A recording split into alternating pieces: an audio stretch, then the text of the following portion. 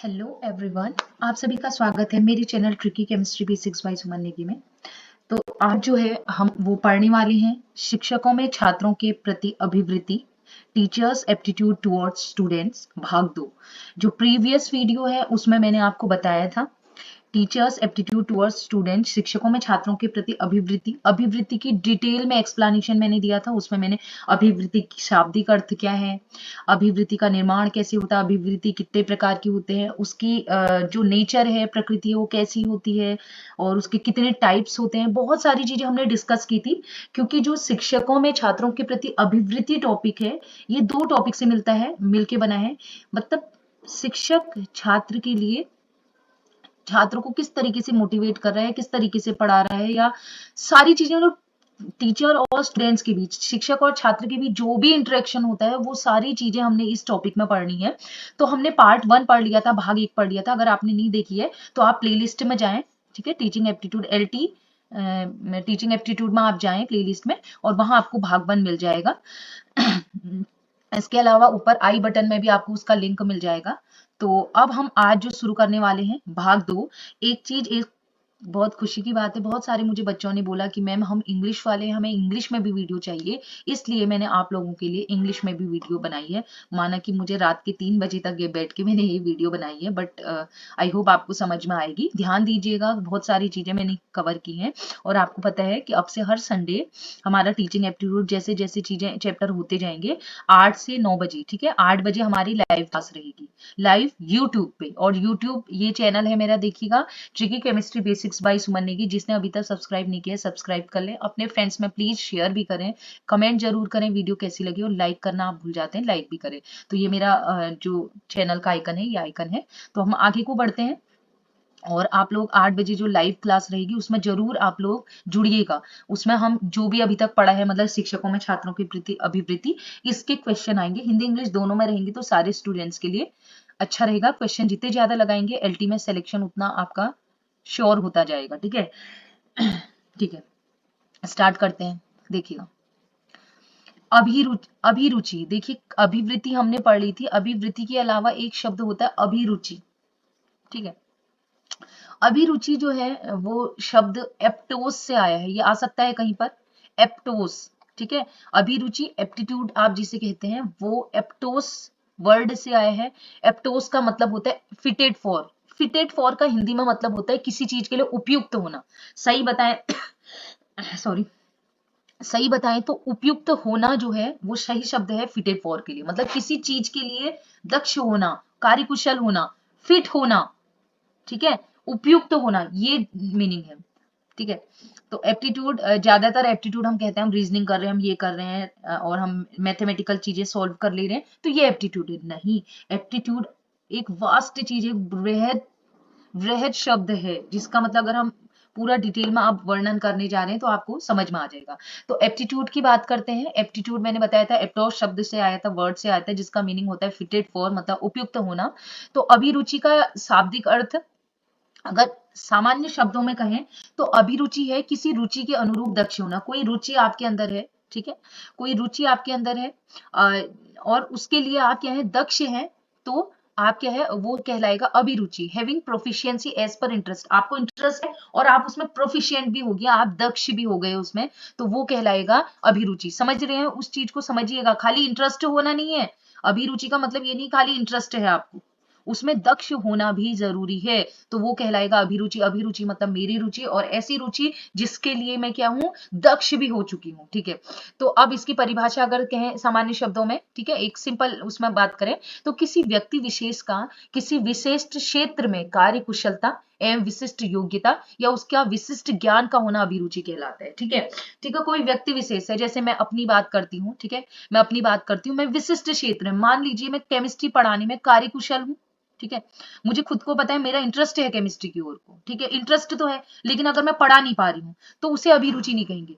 मेरा इंटरेस्ट है, उसके लिए मैंने मेहनत करी, ठीक है, और मैंने कार्यकुशलता ली, मतलब मैं क्या होगी, स्किल्ड हो गई केमिस्ट्री में। इसके अलावा मुझे पढ़ाने के तरीके पता है, मैं मेरी क्या स्पेसिफिक स्किल्स मैंने डेवलप कर ली है, और इसके अलावा मुझे उस सब्जेक्ट की बहुत सारी नॉलेज हो गई, तो तब मैं कहलाऊंगी कि हाँ मैं उस केमिस्ट्री के लिए ठीक है, मेरी केमिस्ट्री के प्रति अभिरुचि है, एप्टीट्यूड है केमिस्ट्री के प्रति, ठीक है।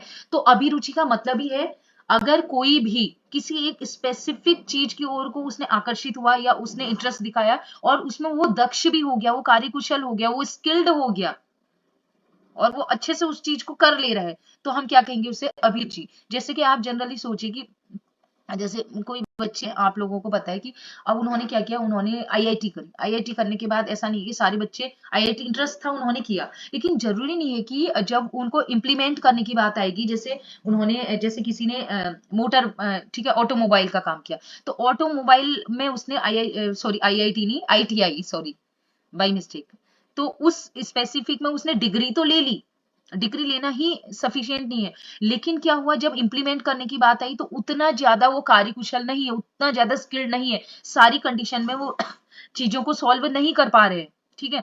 तो वो क्या कहलाएगा, उसके मतलब हम कह सकते हैं एप्टीट्यूड, उसकी अभिरुचि उस विकसित नहीं हुई है उस चीज के लिए। जैसे किसी ने ब्यूटी एंड वेलनेस का कोर्स किया, कोर्स कर लेना, डिग्री ले लेना ही बड़ी चीज नहीं है, उसके बाद उसमें दक्ष होना। अगर देखिए अगर हम बात करें अपने हल्द्वानी की बात करें तो यहाँ बहुत सारे ब्यूटिशियन है, लेकिन आप सबके पास नहीं जाते, आपने बताया 4-5 नाम ऐसे हैं जिनका जो मतलब बहुत ज्यादा उसमें माहिर है, कहते हैं माहिर हैं, तो वो उनकी अभिरुचि है, इंटरेस्ट आया, मेहनत करी, कार्यकुशल हुए, विशेष योग्यता ली, स्किल डेवलप किए और उनका नाम हो गया। तो अब समझ में आया, पार्लर्स और भी है, ब्यूटिशियन और भी है, लेकिन सबका नाम नहीं है या सब उसमें स्किल्ड नहीं है। तो अभिरुचि एप्टीट्यूड का मतलब ही होना किसी चीज में स्किल्ड हो जाना, मैं आपसे क्लियरली कहूँ तो स्किल्ड हो जाना किसी चीज में, चाहे वो सीख के हो या जैसे भी हो, आगे को पढ़ेंगे। इंग्लिश में भी हमने लिखा हुआ है the work efficiency and spatial ability and spatial skills of a particular person in a specific field। किसी पर्सन का एक स्पेसिफिक फील्ड में स्किल्ड हो जाने, स्पेसिफिक एबिलिटी को डेवलप करना या फिर एफिशिएंट हो जाना, वर्क एफिशिएंट हो जाना, वो एप्टीट्यूड कहलाता है। अब अलग अलग जो हमारे दार्शनिक है, फिलोसफर है, उन्होंने परिभाषाएं दी, जैसे मैंने इसमें लिखा नहीं है, मैं आप सबसे पहले ड्रेवर के बारे में बताती हूँ। तो ड्रेवर कहते हैं कि एक मानसिक संस्कार है आपका, दिमागी मतलब एक मानसिक संस्कार है जो क्या होता है आपके कार्यों में दिखाई देता है। जैसे मैंने बताया नहीं, या मैं टीचर हूँ या कुछ भी हूँ, लेकिन मैं आपको पढ़ा रही हूँ, तो मैं अगर पढ़ा रही हूँ, अगर आपको लग रहा है कि हाँ ये बहुत इसका तरीका पढ़ाने का अच्छा है और इसके अलावा इसको नॉलेज भी है, बहुत सारी परिभाषाएं इनको पता है, ये सारी चीजें मतलब आपको लग रहा है जो सामने वाला है, ठीक है, वो लग रहा है, तो वो मेरी कार्यकुशलता मतलब मेरी क्या है, मेरे कार्यों में दिख रहा है, जो मेरी मानसिक संस्कार है। तो ड्रेवर मानसिक संस्कार मानते हैं इसको, ठीक है। तो अब बात करते हैं जोन्स के अनुसार। जोन्स है वो कहते हैं कि अभी इसको अभियोगिता भी कहते हैं, ध्यान रखिएगा, अभिरुचि या अभियोगिता दोनों शब्द इसके यूज किए हैं, ठीक है, आप बुक्स में देख सकते हैं, ये बुक्स से ही लिया गया है, अभियोगिता और अभिरुचि इन्होंने दोनों चीज मानी इसे, ठीक है। तो अभिरुचि विशेष योग्यताओं का समूह है, इसके आधार पर सफलता की संभावना की जाती है। वो कहता है वो एक ऐसा स्पेसिफिक मतलब वो कहता है कि एक ऐसा स्पेसिफिक आपकी कैपेबिलिटी है या एबिलिटी है, जिससे क्या होता है आपकी सक्सेस मतलब सफलता तय की जाती है। जैसे आप है, अगर मैं ये कहती हूँ कि मैं टीचर हूँ केमिस्ट्री की, ठीक है, मैंने पढ़ लिया लेकिन मुझे पढ़ाना नहीं आया, मैं टीचर हूँ ना, मेरी क्वालिटी मुझे पढ़ाना आना चाहिए, तो अगर मैं पढ़ाने में माहिर हो गई हूँ, सब्जेक्ट की नॉलेज भी और पढ़ाने में माहिर हो गई हूँ, तो कहीं ना कहीं मुझे सफलता मिल गई है, तो हम इसी को कहेंगे अभिरुचि। तो अभिरुचि एक विशेष योग्यता का समूह है, ठीक है, विशेष योग्यता मेरे पास है या आपके पास है, जिसके आधार पर मुझे सफलता भी मिल चुकी है, तो वही हमारा क्या है,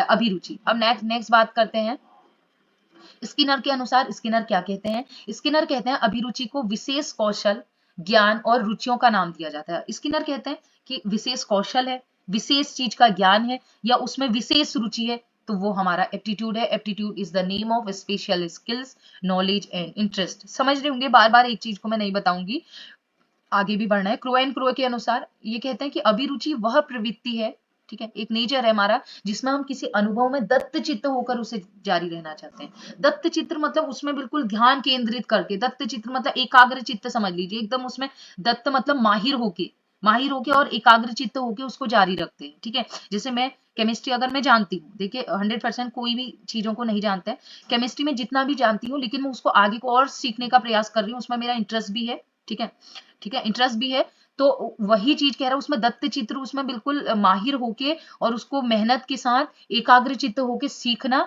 अभिरुचि है। ठीक है, एक प्रवृत्ति है कह रहा है जिसमें ये क्या करेगा, अनुभव में दत्त चित्र होगा, अनुभव भी ले रहा है, उसके बाद उसको आगे रखना चाहता है। मैं केमिस्ट्री पढ़ना छोड़ूंगी नहीं, उसमें चलते जा रहे हैं हम आगे को। टेंडेंसी इन विच बिकम इमर्स्ड, ठीक है, जिसमें वो डूब जाता है एकदम।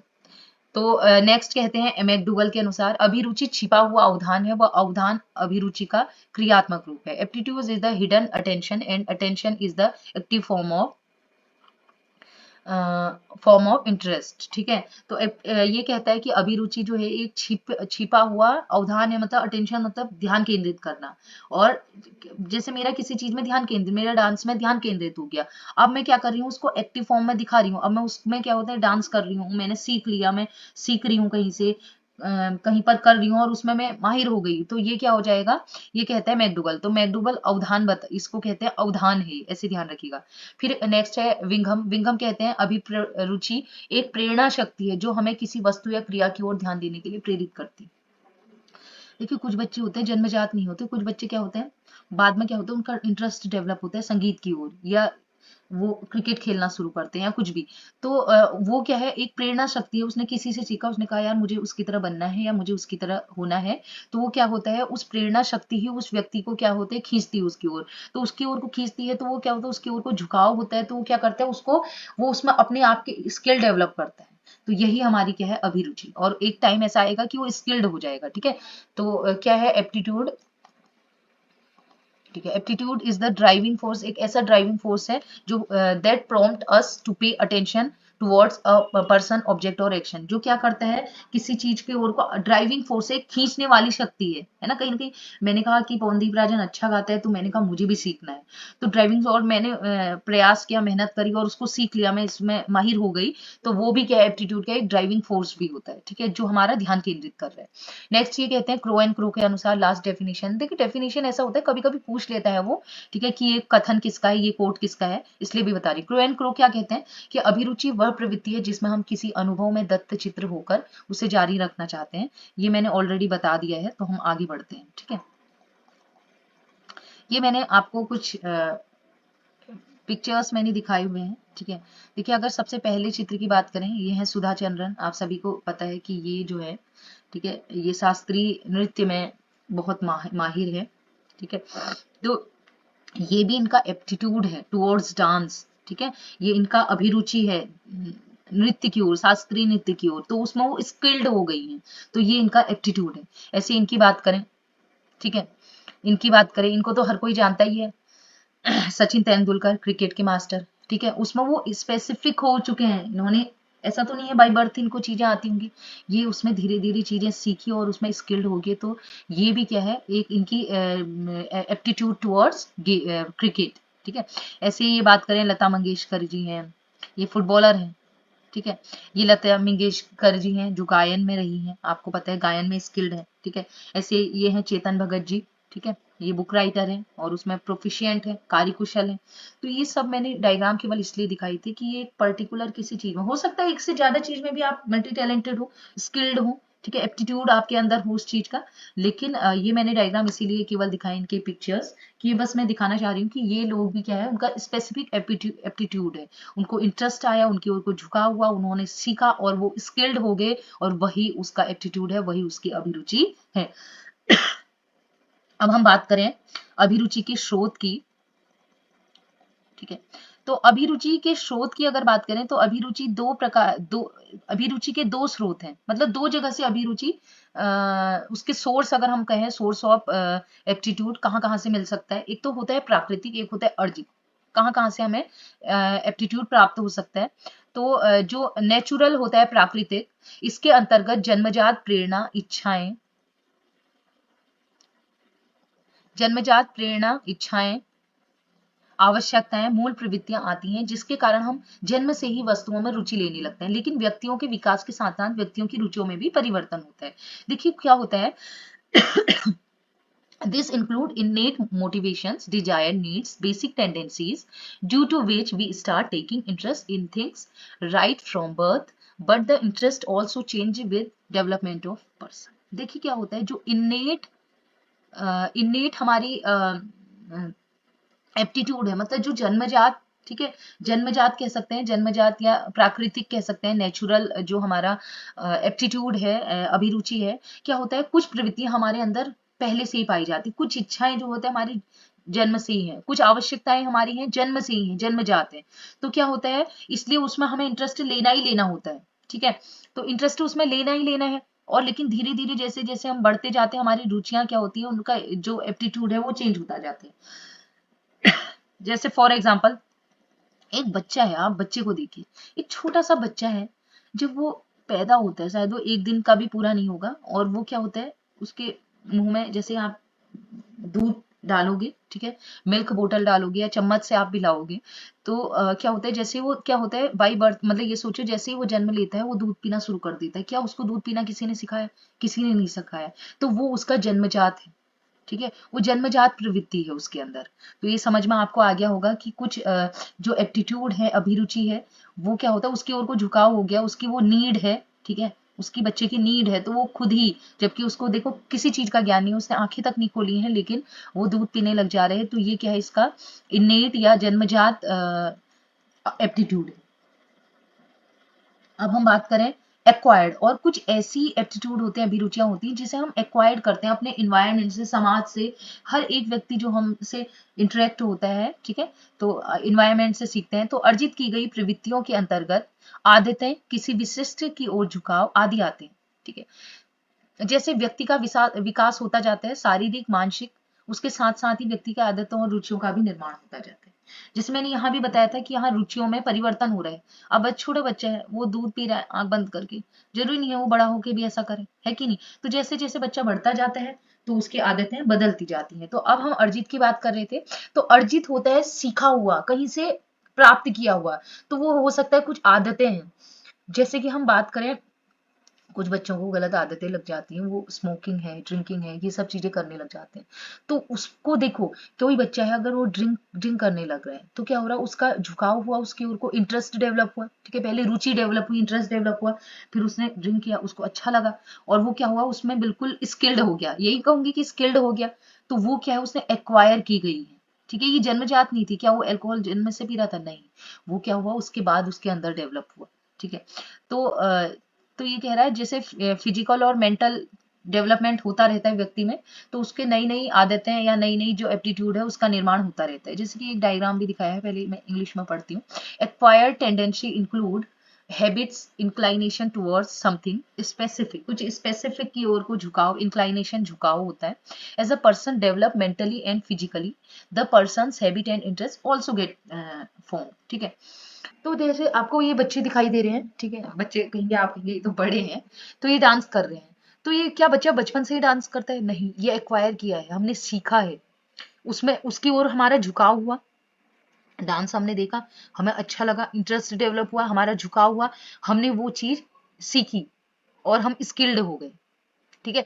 तो ये क्या है, एक्वायर्ड एक्वायर्ड एप्टीट्यूड है, जो हम इन्वायरमेंट से, हमारी आदतों से, ठीक है, इसके अलावा ठीक है, इन्वायरमेंट से सीख रहे हैं। तो आप समझ में हो गया क्या चीजें हम सीखते हैं, एप्टीट्यूड। जैसे कोई कोई बच्चा है, वो मैथ्स में बड़ा स्किल्ड होता है, मतलब मैं ये कह रही हूँ, वो इन्नेट नहीं हो सकता, बाई बर्थ उसको नहीं आता, लेकिन वो चीजें उसने सीखी और उसमें वो माहिर हो गया, ठीक है। तो ये हो गया हमारा सोर्स। अब बात करते हैं अभिवृत्ति के प्रकार। तो ये भी सेम रहता है, types of aptitude. Aptitude are of two type, ठीक है, एप्टीट्यूड दो प्रकार का होता है, एक होता है जन्मजात अभिरुचि और अर्जित अभिरुचि, वही सेम इन्नेट एप्टीट्यूड और एक्वायर्ड एप्टीट्यूड। देखिए इन्नेट अभी मैंने सोर्स में भी बताया था, सेम वही चीज है, जन्मजात जो हमारी अभिरुचि है, इन्नेट एप्टीट्यूड है, बाई बर्थ एप्टीट्यूड इसे कह सकते हैं।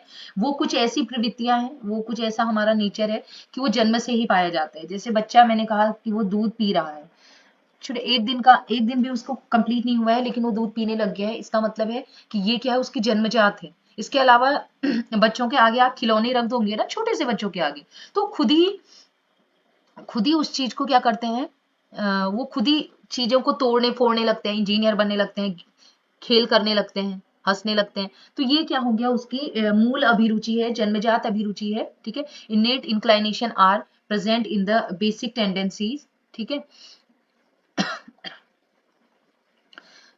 तो ये हो गया कुछ हमारी अभिरुचि ऐसी होती है जो जन्मजात होती हैं, तो वो जन्मजात अभिरुचि आ जाएगी। तो आप समझ लीजिए क्या क्या चीजें हमारी बाई बर्थ होती हैं, ठीक है। तो अर्जित अभिरुचि की बात करते हैं, एक्वायर्ड एप्टीट्यूड की बात करते हैं। तो अर्जित अभिरुचि आदतों, स्थायी भाव या झुकाव से उत्पन्न होती है। सेम वही चीज है, acquired interest arises from habits, permanent feelings, inclination, ठीक है। तो अर्जित जो एक्वायर्ड हमारी एप्टीट्यूड है, वो हम क्या करते हैं हमारी आदतों से, जैसे मैंने आपसे कहा था कोई ड्रिंक करने लग जाता है, कोई स्मोकिंग कर रहा है, तो वो क्या है वो उसकी आदतों में, और बाद में क्या होता है उसकी ओर को झुकाव हुआ, इंटरेस्ट हुआ, झुकाव हुआ, और उसने अपनी आदत में शामिल कर लिया। इसके अलावा कुछ कुछ देखो सारे एक से नहीं होते, भूख लगती है सबको, लेकिन कुछ क्या होते हैं थोड़ी थोड़ी देर में खाने लगते हैं, मतलब बहुत ज्यादा फूडी हो जाते हैं। तो कुछ लोग डांस का बहुत शौक रखते हैं, कुछ लोग गाने का शौक रखते हैं, ठीक है, कुछ लोग पढ़ाने का शौक रखते हैं। तो ये सब चीज क्या है, ये अभिरुचि और आदत बाद में डेवलप होते हैं। और ये जरूरी नहीं है कि वो अगर वो सीख रहा है, इंटरेस्ट देखिए एप्टीट्यूड होता है उसमें स्किल्ड हो जाना, ये भी मैं आपको बता रही हूँ, ठीक है। जैसे कोई खाने का शौकीन है, थोड़ी थोड़ी देर बाद खा रहा है, वो स्किल्ड हो गया है उसमें, तो वो क्या हुआ अर्जित अभिरुचि। अब मैं ये कह रही हूँ कि डांस का शौक खाली शौक होना चीज नहीं है, वो तो फिर इंटरेस्ट हो जाएगा, इंटरेस्ट नहीं है, ये रुचि नहीं है, अभिरुचि है, केवल इंटरेस्ट नहीं, उसमें स्किल्ड हो जाना, दक्ष हो जाना, वो कहलाता है एप्टीट्यूड। इसका ध्यान रखें। जैसे इसमें देखिएगा एक बच्चे का मैंने चित्र दिखाया, एक छोटा बच्चा होता है, ठीक है, इन्नेट जो जन्मजात अभिरुचि का प्रकार जो मैं बता रही हूँ, जन्मजात अभिरुचि, छोटा बच्चा होता है, जैसे ही वो पैदा होता है रोता रहता है, किसी ने सिखाया उसको रोना, सिखाया बताइए, वो जैसे ही पैदा होता है वो रोने लगता है। तो आपने देखा होगा वो बच्चा जो है, जो मतलब ये सोचो कि कुछ घंटे पहले ही आया है इस दुनिया में और वो रोना शुरू कर रहा है, तो किसने सिखाया उसको रोना? क्योंकि वो उसकी जन्मजात प्रवृत्ति है, उसका जन्मजात एप्टीट्यूड है, ठीक है।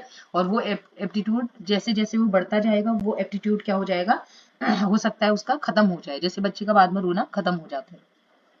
ऐसे ही हमारे जो इमोशंस होते हैं, ठीक है, ये भी हमारे अर्जित किए हुए थे। जैसे हम कभी बहुत खुश हो जाएंगे, हम कभी बहुत ज्यादा दुखी होते हैं, हम बहुत ज्यादा टेंशन में होते हैं, हम एकदम से आश्चर्यचकित होते हैं, गुस्से में होते हैं, ठीक है। तो ये कुछ इमोशंस हैं जो हम क्या करते हैं, इमोशंस भी ऐसे हैं जो हम क्या करते हैं अर्जित करते हैं इन्वायरमेंट से। तो ये कहता है, गिलफोर्ड कहता है कि वैसे देखिए अभिरुचि का वर्गीकरण बहुत सारे लोगों ने किया है, लेकिन सबसे बड़ी बात कहें, बहुत सारी टाइप की हमारी अभिरुचियां हैं, लेकिन जो गिलफोर्ड है वो कहते हैं, गिलफोर्ड के अनुसार अभिरुचियां जो है 33 टाइप्स की होती हैं। और ये कहता है कि कुछ तो स्थायी हो जाती है, जिसमें मतलब क्या होते हैं स्किल्ड हो जाते हैं। जैसे जो सिंगर है वो बिल्कुल सिंगिंग में स्किल्ड हो जाएगा, एप्टीट्यूड उसका मतलब स्ट्रांग हो जाएगा, ये कह सकते हैं। और कुछ ऐसे होते हैं जो चेंज होते रहते हैं, तो चेंज मैंने बता दिया, बच्चा रोता है बाद में, उसके बाद नहीं रोता।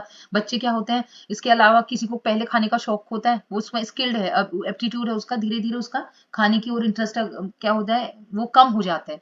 तो जो अभिरुचि है, एप्टीट्यूड है, वो चेंज होता रह सकता है। और कुछ ऐसे होते हैं जो स्थायी होते हैं, स्टेबल होते हैं, फिक्स रहते हैं, ठीक है। अब शिक्षण अभिरुचि की बात करें, ये तो था एप्टीट्यूड। बस पहले देखिए शिक्षण अभिरुचि तभी समझ में आएगी जब आपने एप्टीट्यूड सीखा होगा, अभिरुचि सीखा होगा। तो आप समझ गए एप्टीट्यूड मतलब समझ गए किसी चीज में दक्ष होना, इंटरेस्ट दिखाना, उसकी ओर झुकाव होना, और लास्ट में उसमें दक्ष हो जाना, और तो वो कहलाता है एप्टीट्यूड। तो शिक्षण अभिरुचि, शिक्षण देखिए मैंने कहा किसी भी चीज में, किसी भी व्यक्ति द्वारा किसी भी चीज में दक्ष हो, डांस, गाना, खाना, रोना, गेम्स खेलना, पढ़ाना, किसी में भी हो सकता है। लेकिन अब हम पढ़ेंगे टीचिंग एप्टीट्यूड, मतलब टीचिंग में, पढ़ाने में, बच्चों को पढ़ाने में स्किल्ड हो जाना।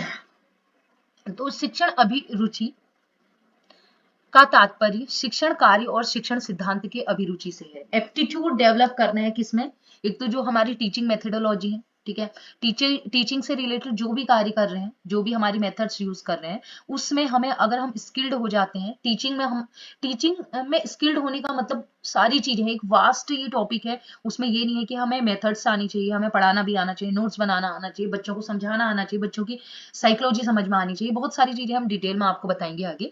तो टीचिंग एप्टीट्यूड का मतलब होना है एप्टीट्यूड डेवलप करना, किसमें, टीचिंग फील्ड में, टीचिंग में एप्टीट्यूड डेवलप करना।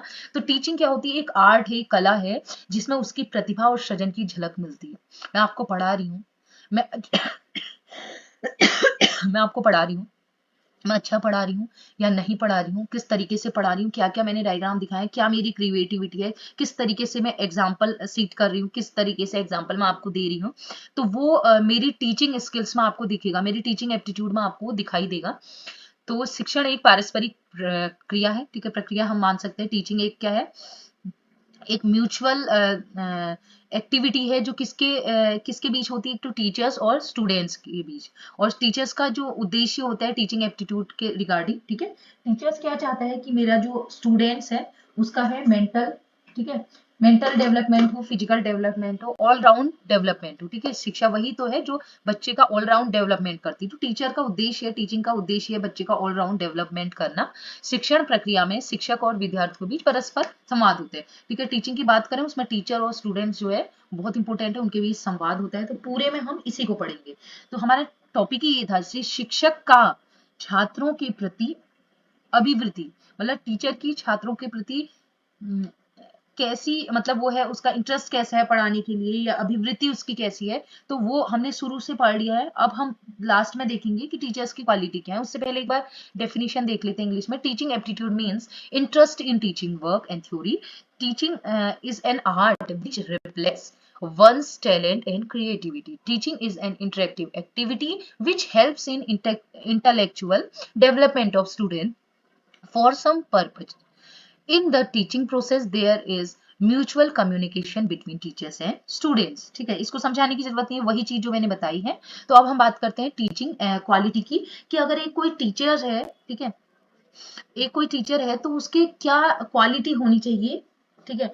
तो देखिए ये सार आ गया, आप समझ लीजिए अब जो मैं पढ़ाने वाली हूँ ये सार है छात्र शिक्षकों में छात्रों के प्रति अभिवृत्ति टॉपिक का, ये पूरा सार आ गया। समझ लीजिए क्या होना चाहिए, ठीक है।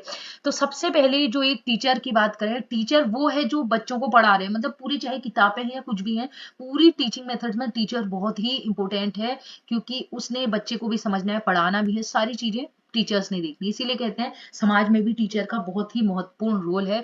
वो चाहे तो एक बच्चे की जिंदगी बना सकता है, चाहे तो एक बच्चे की जिंदगी बिगाड़ सकता है। मतलब मतलब ये सोचिए कि टीचर कुछ भी कर सकता है, ठीक है, क्योंकि वो सोचे वो भविष्य का निर्माण कर रहे हैं। तो उस टीचर में क्या क्या गुण होने चाहिए, क्या क्या क्वालिटी होनी चाहिए, क्या उसका एप्टीट्यूड होना चाहिए, वो मैं आपको बता रही हूँ। सबसे पहले टीचिंग एबिलिटी की बात करें तो देखिए जनरल सी बात है, आपको पता है आप टेस्ट देने जा रहे हैं एलटी का या लेक्चरर्स का। तो क्या सारे बच्चे जो बीए हैं, एमए हैं, बीएससी, एमएससी, कॉम, एमकॉम, वो बच्चे भी क्या इसमें टेस्ट दे पाएंगे? नहीं दे पाएंगे। क्यों? अगर मैं कहूँ कि नहीं उनको भी मौका मिलना चाहिए, तो आप क्या कहेंगे? नहीं मैम आप गलत बोल रही हैं। अगर किसी को टीचर बनना है तो उसको स्किल्ड होना पड़ेगा। स्किल्ड के लिए जो हमारा मतलब हमारी इंडिया में सभी जगह रहता है, एक डिग्री होती है, वो मानती है कि ये स्किल्ड है, तो उसके लिए बैचलर ऑफ एजुकेशन बीएड होना अनिवार्य है। तो ऐसा नहीं कि कोई भी टीचर बन जाएगा। अगर आपने बीएड किया है तो आपने वो 2 सालों में बहुत कुछ सीखा है ना। तो उसको एक खाली बीए करने वाला बच्चा और एक बीएड करने वाले बच्चे में डिफरेंस रहेगा। उसने सीखी है, वो बारीकियां सीखी है उस कोर्स में, बीएड कोर्स में, कि बच्चों को किस तरीके से डील किया जाता है, ठीक है, समझ में आ गया। तो टीचिंग एबिलिटी उसके अंदर होनी चाहिए। इसके अलावा इफेक्टिव कम्युनिकेशन स्किल, अगर हम बात करें किसी टीचर की, अगर उसका कम्युनिकेशन, जैसे मैं पढ़ा रही हूँ, मैं बड़ा बोरिंग सा पढ़ा रही हूँ, ना आपको समझ में आ रहा, ना आपको मैंने कोई डायग्राम दिखा, बोरिंग सा मैं लिखते ले जा रही हूँ, आप सुनते ले जा रहे हैं, ना आपको कुछ समझ आ रहा है बस मैं पढ़ाते ले जा रही हूँ, तो ये भी कोई फायदेमंद नहीं है। कुशल संप्रेषण, एफिशिएंट कम्युनिकेशन स्किल अगर मेरे अंदर नहीं है तो आप लोग इंटरेस्ट डेवलप ही नहीं कर पाएंगे और आपको कुछ समझ नहीं आएगा। और जब आपको समझ नहीं आएगा तो मेरी टीचिंग का कोई फायदा नहीं है। तो मैं उस शिक्षण में मतलब मैं उस शिक्षण में कार्यकुशल दक्ष नहीं मानी जाऊंगी ऐसी टीचिंग में लेकिन अगर मैं कम्युनिकेशन स्किल मेरी स्ट्रॉन्ग है, मैं अच्छा टीचिंग कर रही हूँ, अलग अलग चीजों के थ्रू आप लोगों को पढ़ा रही हूँ, मेरा कम्युनिकेशन स्किल अच्छा है, ठीक है, संप्रेषण स्किल अच्छा है, तो ये माने जाएंगे कि हम उसमें माहिर है, दक्ष है, ठीक है। अच्छा वक्ता और श्रोता, देखिए सबसे बड़ी चीज है, ज्यादातर लोगों को बोलने का शौक होता है, मुझे भी बोलने का शौक है सुनने का नहीं होता। लेकिन एक अच्छा टीचर वही है, टीचिंग मेथड्स जो हैं वो हमारी अच्छी तभी हो सकती हैं जब टीचिंग में एक अच्छे वक्ता के साथ, बोल तो रही है वो, गुड स्पीकर तो है, साथ में बच्चों की बात भी सुने। इसमें आपको एक डायग्राम में दिख रहा होगा कि a good listener listen with eyes, years and heart, ठीक है। जो टीचर होता है ना, इसीलिए कहते हैं उस पेडागोजी का मास्टर होता है, ठीक है, बाल मनोविज्ञान का ज्ञाता होता है, वो बच्चों को देख के ही, आंखों से ही देख के समझ जाएगा कि क्या है। ठीक है, तो जो एक अच्छा सुनने वाला है वो आंखों से भी सुनता है, कान से भी सुनता है और हार्ट से भी। इसका मतलब यही है कि वो हार्ट से मतलब दिल से भी वो चीजें जुड़ी हुई है बच्चे के साथ कि उसको क्या प्रॉब्लम है। बच्चा बोलेगा तभी उसका आंसर नहीं देगा। ठीक है, या फिर आईज की बात करें तो उसके बच्चे की आंखों में अगर दुख झलक रहा है या कोई भी चीज ऐसी हो रही है या उसकी परेशानी झलक रही है तो बिना बच्चे के बोले टीचर समझ जाएगा। तो इसीलिए कह रहे हैं कि एक अच्छा लिसनर, एक अच्छा श्रोता वही है जो आईज, ईयर और हार्ट तीनों से सुनता है। समझ में आया आपको? तो ये क्वालिटी होना बहुत जरूरी है टीचर में, क्योंकि बच्चे जिस स्टेज में होते हैं उस स्टेज में उनको मॉरल सारी मतलब सपोर्ट की बहुत ज़रूरत होती है। उनकी बात सुनने वाला ज़रूर चाहिए। अक्सर क्या होता है कि हम बोलते तो रहते हैं लेकिन बच्चों की सुनते नहीं हैं, और वो बच्चों की सुनना बहुत ज़रूरी है। आप सुनेंगे नहीं तो वो आप जो बोल रहे हैं ना उस बात का कोई फ़र्क नहीं पड़ेगा उन बच्चों को, वो परेशान रहेंगे। तो अब हम बात करते हैं मैत्रीपूर्ण व्यवहार। मैत्रीपूर्ण व्यवहार की बात करें तो मेरा जब भी मैं मतलब पहले से ही मैं बता रही हूँ, जब भी मैंने कोचिंग पढ़ाई है और स्कूल में मैं गई हूँ, मेरा एक बहुत ही फ्रेंडली बिहेवियर रहा है। बच्चे अभी भी मुझे फ़ोन करते हैं और मतलब मैं स्ट्रिक्ट नहीं थी, थोड़ा-सा मुझे लगता है कि मेरी कमी रही कि मैं स्ट्रिक्ट नहीं थी। और लेकिन जब बच्चों के साथ क्या होता है फ्रेंडली, उसमें बच्चे अपनी सारी प्रॉब्लम्स मुझसे शेयर करते थे ना, चाहे वो घर की प्रॉब्लम्स या कोई भी प्रॉब्लम, तो मुझे इसमें लगता भी था कि एक अच्छा टीचर वही है जो फ्रेंडली बिहेवियर रखता हो। कि अगर बच्चा आपके सामने चीजें नहीं रख पा रहे हैं, मतलब कोई आप उसको परेशानी है, उसको कुछ समझ नहीं आ रहा है या उसको प्रॉब्लम्स है जिसकी वजह से वो काम नहीं कर रहा है, तो अगर वो आपका बिहेवियर फ्रेंडली नहीं हो रहा तो वो आपके सामने अपनी बातों को नहीं रख पाएगा, तो वो भी एक अच्छा इफेक्टिव टीचर नहीं माना जाएगा। ठीक। और आप लोग भी जब भी स्कूल जाएं मैं आपसे यही कहूंगी, इस चीज का ध्यान रखें। ठीक है, अनुशासन बहुत जरूरी होता है लेकिन बच्चे को समझना भी उतना ही जरूरी है, क्योंकि देखिए हम आप सभी जा रहे हैं गवर्नमेंट स्कूल्स में, ठीक है, क्वालिफाई। तो गवर्नमेंट स्कूल में हमारी ज़्यादातर ऐसे बच्चे आते हैं जिनको नीड है मोरल सपोर्ट की भी। ठीक है, फिर इसके अलावा फाइनेंशियल सपोर्ट्स की भी। तो आप लोगों से यही कहूँगी कि ये बहुत ही इंपॉर्टेंट चीज़ है कि टीचर का मैत्रीपूर्ण व्यवहार होना बहुत ज़रूरी है, ताकि बच्चा अपनी सारी प्रॉब्लम्स हर एक चीज़ आपके साथ शेयर कर सके। नेतृत्व शक्ति व व्यवसाय के प्रति निष्ठा। अब क्या होता है, आप में से कुछ लोग नहीं होंगे ऐसे, बिल्कुल नहीं होंगे ऐसे। ठीक है, तो आप में से सभी जो होंगे वो शिक्षा के प्रति निष्ठावान होंगे। ठीक है, जिस फील्ड में आप जा रही हैं, टीचिंग फील्ड, ठीक है, जो आपका प्रोफेशन है, उसके प्रति निष्ठा होनी जरूरी है। अब कुछ लोग ऐसा कहते हैं, अरे वो नहीं तो वो सही, अरे वहां नहीं हो रहा है तो चलो मैं टीचिंग में चले जाता हूँ, उसमें नहीं हो रहा है, मेरा बैंक नहीं लग रहा वहां। अगर आप चलो ठीक है, आपने ऐसा कहा, लेकिन उसके बाद अगर आप वहां बच्चों को नहीं पढ़ा रहे हो, उस प्रोफेशन के प्रति आपको निष्ठा नहीं है, आपको बस ये लग रहा है कि हाँ सैलरी मिल रही है, बस हो रहा है, तो फिर कोई फायदा नहीं है। आप दूसरे का भी समय वेस्ट कर रहे हैं, बच्चे का भी भविष्य बर्बाद कर रहे हैं। तो एक अच्छा टीचर वही है जो अपने टीचर को, अपने टीचिंग प्रोफेशन के प्रति निष्ठा रखता है। ठीक है, इसके अलावा टीचर्स के अंदर लीडरशिप क्वालिटी होनी भी जरूरी है, वो हर एक चीज में नेतृत्व शक्ति उसके अंदर होनी जरूरी है। ठीक है, फिर आगे बढ़ते हैं, विषय का पूर्ण ज्ञान हो, उच्च गुणवत्ता युक्त। ठीक है, complete knowledge of subject and quality education. एक टीचर अच्छा वही है जो क्वालिटी एजुकेशन दे। ठीक है, सब्जेक्ट, जिस भी सब्जेक्ट को वो पढ़ा रहे हैं वो क्या होता है उसमें स्किल्ड होना चाहिए उसको अच्छे से। ऐसा नहीं कि हम किताब खोल रहे हैं और आपको पढ़ा रहे हैं, किताब खोल रहे हैं आपको पढ़ा रहे हैं, मैं खुद ही गलत पढ़ाऊंगी तो आप क्या पढ़ेंगे, है कि नहीं। देखिए कभी कभार मिस्टेक्स होती हैं पढ़ाते पढ़ाते फ्लो में, कभी हो सकता है कि वो गलत हो जाए, लेकिन ये है कि आप किताब खोली हुई है, बच्चे पढ़ रहे हैं, किताब से मैं पढ़ दे रही हूँ, आप उसको पढ़ दे रहे हैं, तो ये कोई तरीका नहीं होता।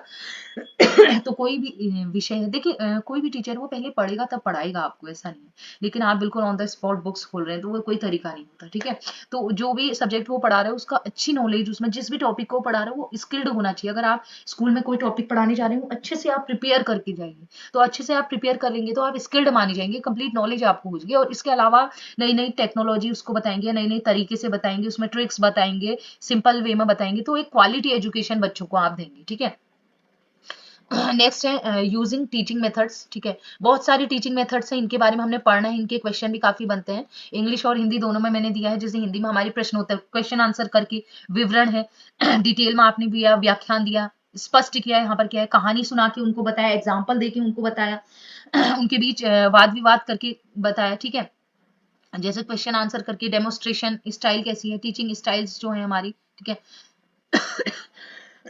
तो इंग्लिश में भी आपको दिया है हाइब्रिड और ब्लेंडेड स्टाइल्स, तो ऐसे बहुत सारे टीचिंग मेथड्स हैं। जिसके थ्रू हम क्या कर सकते हैं, बच्चों का पढ़ने में इंटरेस्ट जगा सकते हैं। तो एक अच्छे टीचर्स की क्वालिटी वो है कि जो टीचिंग टेक्निक का भी यूज करे, शिक्षण टीचिंग मेथड्स का भी यूज करे। ठीक है, तो नेक्स्ट बात करते हैं सहायक सामग्री का प्रयोग। वो तो बहुत जरूरी है। देखिए अभी मैं बात करती हूँ, मैं आपको पढ़ा रही हूँ, आप छोटे बच्चे नहीं है, अब आप टीचर बनने वाले हैं, आप टीचर बन जाएंगे 6 से 7 महीने में आप टीचर बनने वाले हैं, मैक्सिमम 8 मंथ्स में आप टीचर बन जाएंगे। तो देखिए इस डायग्राम में आपको क्या दिख रहा है, मैंने आपको, मैं बोल रही हूँ, मैं सामने नहीं दिख रही हूँ आपको, ठीक है। एक तो क्या हो रहा है यहाँ पर क्या है, आपको चित्र दिखाई दे रहे हैं, तो ये क्या है, एक एड्स है, टीचिंग एड्स है। अगर ये मैं नहीं दिखाती तो लेक्चर कितना बोरिंग होता है ना। तो एक अच्छे टीचर की क्वालिटी है कि वो क्या होगा, ज्यादा से ज्यादा सपोर्टिंग मटेरियल के थ्रू पढ़ाए, सहायक सामग्री, या इसको कहते हैं टीएलएम, टीचिंग लर्निंग एड। ठीक है, टीचिंग लर्निंग मटेरियल, तो सहायक सामग्री का प्रयोग करके पढ़ाए। तो आपको पता है, आपने बीएड में भी पढ़ा होगा कि जो टीचिंग लर्निंग एड्स होते हैं 3 प्रकार के होते हैं, ऑडियो, श्रवण, विजुअल, दृश्य, और ऑडियो विजुअल जिसमें ऑडियो और वीडियो दोनों होती है। जैसे हमारा चल रहा है ऑडियो और वीडियो, मेरी आवाज भी आ रही है और आपको दिखाई भी दे रहा है, जिसमें ऑडियो वीडियो में टीवी आ जाता है, साउंड आ जाता है, ठीक है, जो आप देख रहे हैं, ठीक है, मूवीज आ जाती हैं, विजुअल एड्स में आ जाते हैं, जैसे आपने खाली चार्ट मॉडल दिखाए हैं, ठीक है। ऑडियो सुनने वाले में केवल जैसे रेडियो, ठीक है, टेप रिकॉर्डर जैसे गाने सुन रहे हैं, तो वो सब क्या आ जाएगा, टीचिंग एड्स में। तो ये देखिए यहाँ पर ये टीचर आपको दिखाई दे रही है, इसमें ये बच्चों को म्यूजिक सिखा रही है, ठीक है, या बच्चों को जो भी है ये सिखा रही है, क्या है, टीचिंग लर्निंग मटेरियल के थ्रू। मैंने एक डायग्राम और डालना था, ठीक है, वो उसमें क्या था, एक कोई टीचर था, वो ज्योग्राफी में बच्चों को के वर्ड का नक्शा दिखा रहा था, ठीक है, मैप दिखा रहा था। वो मैप में उसने जो 3D मैप होते हैं, ठीक है, जो ग्लोब होता है, ग्लोब के थ्रू पढ़ा रही थी। तो वो भी क्या है, हमारा टीचिंग लर्निंग एड के थ्रू। अब मनोविज्ञान का ज्ञान, इसके अलावा इसमें इसी में ऐड करना था मैंने कि चाइल्ड पेडागोजी उसको आनी चाहिए। बाल मनोविज्ञान का ज्ञाता होना तो सबसे इंपॉर्टेंट है, सबसे इंपॉर्टेंट है वो बाल मनोविज्ञान का ज्ञाता। मतलब बच्चे को उसने पढ़ाने हैं, तो बच्चे की तो वो देखते ही उसको समझ में आ जाता है कि बच्चे को क्या प्रॉब्लम है, कहाँ वो रुका, उसका स्तर क्या है, ठीक है, क्या परेशानियां हैं, ठीक है। तो इसमें मैंने लिखा हुआ है जो एजुकेशन साइकोलॉजी है देखिए वो क्या करती है, इमोशनल डेवलपमेंट करती है, ठीक है। वो कहीं ना कहीं बच्चे को अगर कोई परेशानी है, ठीक है, कोई इमोशनली वो वीक है, उसको सपोर्ट करेगा। पढ़ने में उसको दिक्कत आ रही है तो उसमें सपोर्ट करेगा। इसके अलावा जो उसके बिहेवियर में चेंज हो रहा है वो टीचर्स देख सकता है, अगर वो साइकोलॉजिस्ट है, एक अच्छा साइकोलॉजिस्ट है, बाल मनोविज्ञाता है। इसके अलावा कल्चर, अलग अलग टाइप के आप जाएंगे, अलग अलग जगह पोस्टिंग होगी तो आपको अलग अलग कल्चर आपको दिखाई देंगे। जब मैं एलटी में पोस्टेड थी चमोली, तो वहाँ का कल्चर हमारे कुमाऊं से काफी अलग था, ठीक है। तो वैसी डाइवर्सिटी देखने को मिलती है। तो वो एक टीचर वो है जो अच्छा साइकोलॉजिस्ट है और बाल मनोविज्ञान का ज्ञाता है। बाल मनोविज्ञान का ज्ञाता चाइल्ड पेडागोजी जो आती है टीचर्स को, तो वो तो सब कुछ बच्चे के बारे में जान सकता है।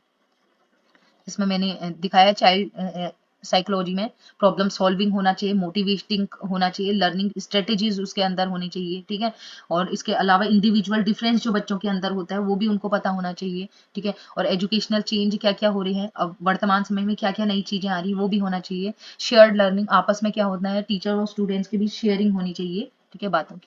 ज्ञान पिपासा, थर्स्ट ऑफ नॉलेज, एक टीचर वो है, देखो मैंने केमिस्ट्री पढ़ी, मेरा सिलेक्शन हो गया, अब मैंने कहा यार पढ़ना छोड़ दो, नई चीजें मैं नहीं सीख रही हूँ। जो चल रहा है हमारे इतने सालों से पारंपरिक ट्रेडिशनल टीचिंग, उसी में मैं लगी रही, मैंने कोई मॉडर्न टेक्नोलॉजी नहीं सीखी, नई चीजें जो आ रही हैं वो चीजें मैं नहीं सीख रही हूँ, तो फिर कोई फायदा नहीं है टीचर्स का। वो टीचर्स ये सोचे कि वो बच्चों को आगे कुछ नहीं सिखा पाएगा, सब्जेक्ट में तो माहिर बना देगा लेकिन बाकी चीजों में नहीं बना पाएगा। इसलिए एक टीचर अच्छा वो है जिसमें थर्स्ट ऑफ नॉलेज है नई नई चीजों को सीखने की उसमें क्या है, ललक है। पाठ्य सहगामी क्रियाओं में रुचि बहुत जरूरी। मैं केमिस्ट्री की टीचर हूँ और मैंने कह दिया बस मैं केमिस्ट्री में ही रहूंगी, मुझे कुछ भी नहीं करना है, और तो ये बहुत गलत बात है। क्योंकि गलत बात, क्योंकि बच्चा वो होता है, बच्चे को सारी चीजों में, देखो बच्चा ऐसा तो नहीं केवल पढ़ा होगा, और आपके क्लास में बच्चे होंगे अलग अलग, आप में से कुछ बच्चे प्राइवेट में भी पढ़ा रहे होंगे, कुछ गेस्ट होंगे, तो आपको पता है कि कुछ बच्चे क्या रहते हैं, उनका क्या होता है उनका इंटरेस्ट होता है डांस में, गाने में, ठीक है, क्राफ्टिंग में। तो एक अच्छा टीचर वही है जो को करिकुलर एक्टिविटी में भी बच्चों को हेल्प करे, चाहे वो होमवर्क हो, काइट्स फ्लाइंग हो, चेस खिलाना है, गेम्स है, ठीक है। इसके अलावा डांस है, म्यूजिक है, गेम है, जो भी है, टेनिस बॉल, ये दिखाया हुआ इतनी सारी स्किल। तो इसमें भी क्या हो, करिकुलर एक्टिविटी में भी एक्टिवली पार्टिसिपेट करें। पंक्चुअल, पंक्चुअल तो बहुत जरूरी है, आप समझ गए होंगे, पंक्चुअल को ज्यादा बताने की जरूरत नहीं, उसका आने का टाइम, जाने का टाइम, हर एक चीज का जो फिक्स है, क्लास में आना, बच्चों को भी इतनी देर पढ़ाना है, तो ये भी एक अच्छे टीचर की पहचान होती है कि उसके अंदर पंक्चुअलिटी होना, तभी घड़ी दिखाया है। घड़ी के साथ चलो, समय के साथ चलो, वरना आप पीछे रह जाओगे, कहते हैं ना। छात्रों के प्रति प्रेम और सहानुभूति, जो मैत्रीपूर्ण व्यवहार कह रही थी वो ही मैं कह रही हूँ। एक तो फ्रेंडली के अलावा बच्चों के साथ प्रेमपूर्ण व्यवहार, और उसके अलावा सहानुभूति होना जरूरी है। क्लास में सारे बच्चे हमारे एक से नहीं होते हैं, तो आप किसी भी बच्चे को एक उस दृष्टि से नहीं देख सकते कि इस बच्चे को मैं नहीं, मतलब नहीं, ये अच्छा बन के नहीं आया, गंदा बन के आया, इसको मैं हाथ नहीं लगाऊंगी। ऐसा भी करते हैं कुछ लोग कि भाई ये साफ सुथरा नहीं है, मतलब इसको मैं वो नहीं करूंगी। क्लास में सारे बच्चे आपके साथ एक समान है, तो आप एक अच्छे टीचर तभी कहलाएंगे जब आप सारे बच्चों के साथ प्रेम पूर्ण रहते हैं और सभी बच्चों के साथ एक सा व्यवहार करते हैं, सिंपैथी, एक से सिंपैथी दिखाते हैं सभी बच्चों को। और उस बच्चे के लिए भी आप तभी आदर्श टीचर होते हैं। और वेशभूषा की बात करें, आप पता है बहुत बच्चे अपने टीचर्स से बहुत जल्दी सीखते हैं। मैंने बीच में ट्यूशन पढ़ाती थी छोटे बच्चों को, तो मैं उनको कुछ चीज बता रही थी, वो बोल रही थी नहीं मेरे टीचर ने ऐसा कहा है मुझसे।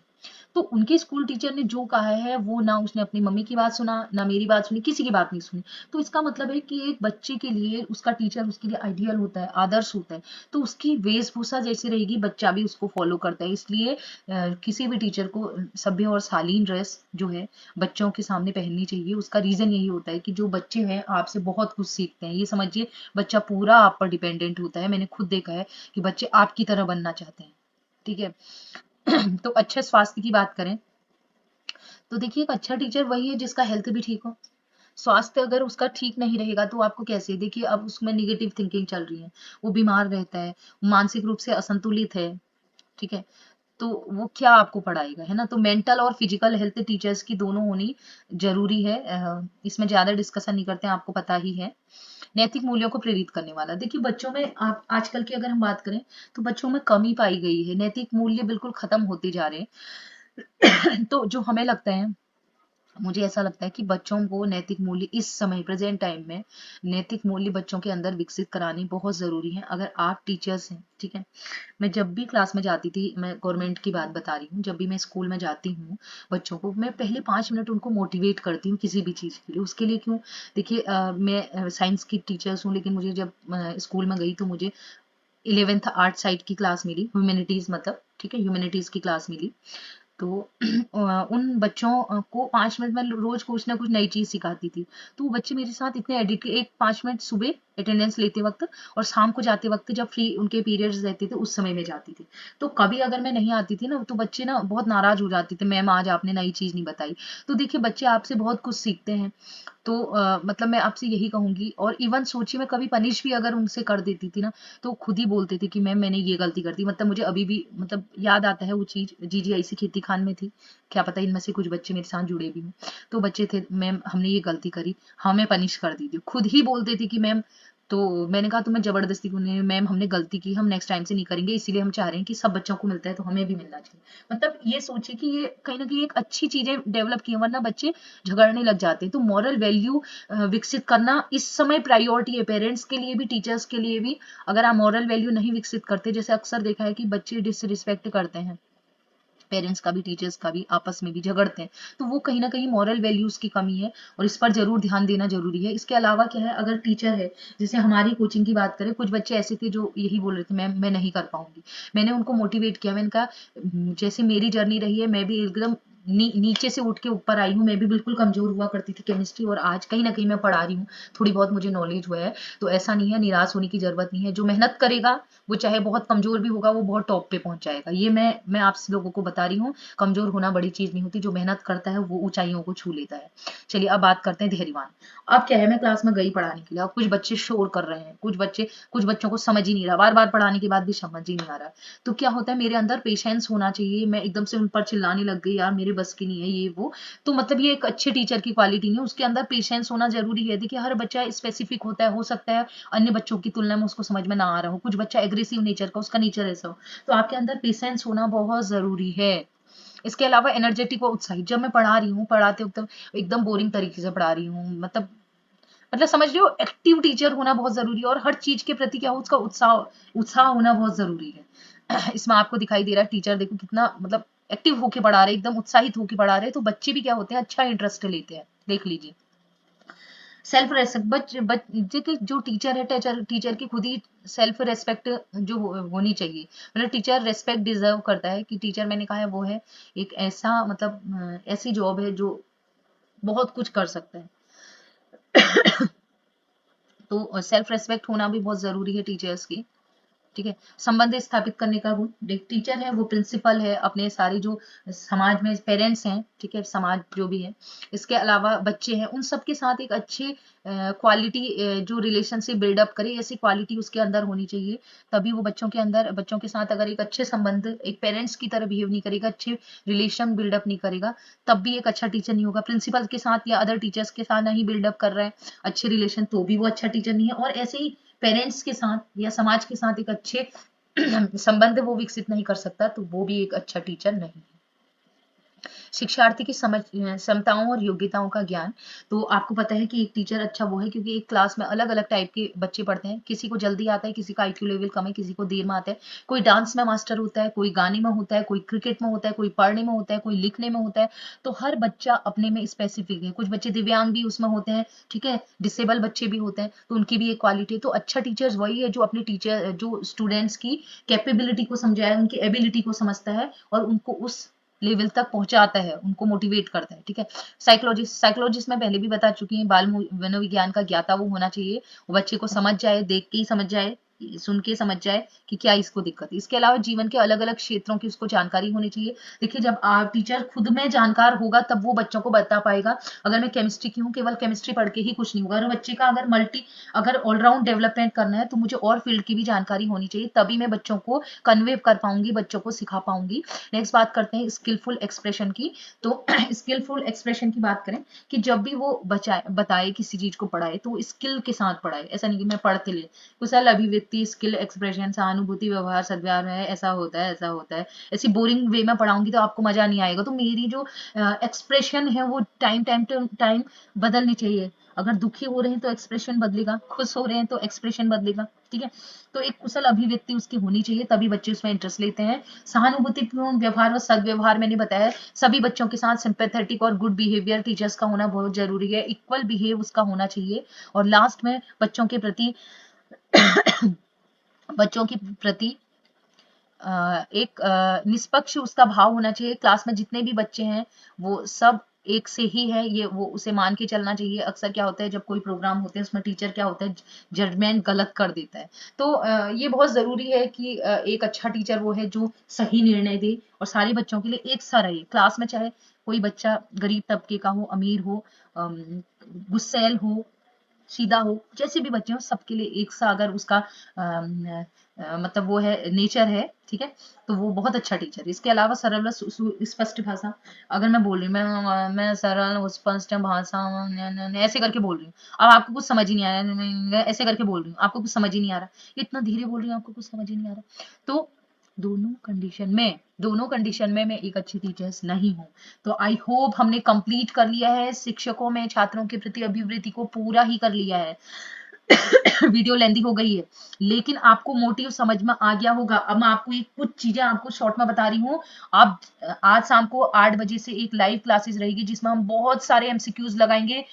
टीचिंग एप्टीट्यूड पार्ट 1 और टीचिंग एप्टीट्यूड पार्ट 2 जो हमारा ये वाला आज चला है, शिक्षकों में छात्रों के प्रति अभिवृत्ति पार्ट 1 पहले पढ़ा था, पार्ट 2 ये पढ़ा है। इससे रिलेटेड क्वेश्चन आएंगे। बस मैं एक चीज आपको क्वेश्चन लगाते से पहले बोल रही हूँ, इसको आप दोनों वीडियोस को अच्छे से आज पढ़ लीजिए। नोट्स भी आप साथ में बनाती चलिए, मैं बहुत सारी बुक्स से देख के बना रही हूँ नोट्स। इवन इसमें यूजीसी नेट की भी बुक है, उससे भी मैं नोट्स बना रही हूँ, तो आपको एक्स्ट्रा पढ़ने की जरूरत नहीं है। जो मैं बता रही हूँ वो सफिशियंट रहेगा। और बाकी पर्टिकुलर अगर बुक चाहिए होगी तो मैं आपको बता दूंगी कौन सी बुक्स पढ़नी है। तो आपको करना क्या है, देखिए एक अच्छा टीचर वो है जो जो स्टूडेंट्स के अंदर की परेशानियों को समझे, ठीक है, उसको डांट, देखो ज्यादातर टीचर का यही माना जाता है, टीचर को डांटना बिल्कुल गलत है। अगर टीचर बच्चों को डांटता है तो वो एक अच्छा टीचर नहीं है। बस मैं आपको ये बता रही हूँ कि निगेटिविटी की ओर को नहीं बढ़ना है, हमने पॉजिटिविटी, जितना अच्छा हो सकते अच्छा आंसर आपने टिक करना है। ठीक है, मतलब टीचर ये है, जैसे वास्तव में अगर देखा जाए तो आप लोग कभी कभी बच्चों पर झल्ला भी जाओगे, लेकिन वास्तव में जब आप लिखने की बारी आती है तो आप क्या करते हैं, उसमें अच्छी अच्छी चीजों को टिक करते हैं। तो इस चीज का ध्यान रखना, टीचर अच्छा वही है जो बच्चों की परेशानियों को समझे, ठीक है, उसकी जो निगेटिविटी है उसकी ओर को ना जाए। तो ओवरऑल आप समझ गए हैं कि सारी अच्छी चीजें करनी है टीचर। छात्रों के लिए, उसका ऑलराउंड डेवलपमेंट ये सबसे इम्पोर्टेंट है। तो ये वीडियो हम यहीं पर एंड करते हैं, आपको अच्छी लगी होगी। आपसे रिक्वेस्ट है प्लीज मेरे चैनल को सब्सक्राइब कर ले, ठीक है। ये वीडियो मैंने पहले ही आपसे बोला था कि यूट्यूब में मैं इसको कंटिन्यू तभी करूंगी जब आप लोग साथ देंगे, इसको शेयर करेंगे वीडियो को, ज्यादा से ज्यादा व्यूज रहेंगे। और प्लीज रिक्वेस्ट है इसको लाइक जरूर करें। आप लोग लाइक नहीं करते, कमेंट नहीं करते, 2 कमेंट भी कुल नहीं दिखते हैं उसमें, और लाइक 4-5 ही दिखते हैं, और व्यूज जैसे 100 हो गए लेकिन लाइक कितने दिख रहे हैं, 4 से 5 दिख रहे हैं, तो कहीं ना कहीं मैं भी डिमोटिवेट हो रही हूँ। तो प्लीज आप लोगों से रिक्वेस्ट है, मैंने ये कल शाम के 3 बजे तक बैठ के बनाई है, और अभी सुबह देखिए 10:30 बज चुके हैं, ये वीडियो अब जाके खत्म हो रही। तो मैं आपके लिए फ्री ऑफ कॉस्ट इतनी मेहनत कर रही हूँ, तो आपसे प्लीज रिक्वेस्ट है कि आप लोग भी मेरी इतनी हेल्प कीजिए। आप ज्यादा से ज्यादा फेसबुक पेजेस जो हैं, फेसबुक है उसमें शेयर कर दीजिए। इसके अलावा ये वीडियो का लिंक जो है पूरा, इसके अलावा व्हाट्सएप ग्रुप में अपने स्टेटस में लगा लीजिए। अगर आप भी आगे को अच्छा चलता है हमारी वीडियो, तो मैं और ज्यादा मेहनत करूंगी इसमें। तो चलिए क्लास एंड करते हैं 8 बजे, आज शाम को 8 बजे। अब हर संडे 8 बजे लाइव क्लासेस रहेंगी, आप खुद ही समझ जाना कि लाइव क्लास होगी, यूट्यूब चैनल पे आ जाइएगा। तो उसमें हम बहुत सारे क्वेश्चन लगाएंगे जो आपके क्या होंगे, एलटी लेक्चरर एग्जाम को क्वालिफाई करने में हेल्प करेगा। चलिए आज के लिए इतना ही, keep watching and bye bye.